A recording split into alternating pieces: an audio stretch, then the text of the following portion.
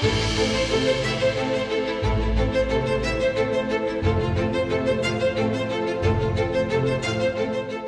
kita berganding bahu, berlandaskan nilai dan misi yang sama, insya-Allah kita mampu melangkah lebih jauh bersama-sama.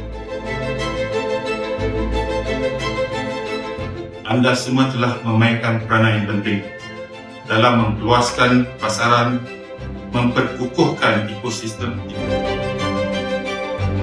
Majlis menjemput yang berusaha Haji Muhammad Azri, Pengarah Eksekutif Wirasarjana Travel and Tourism yang Berhad.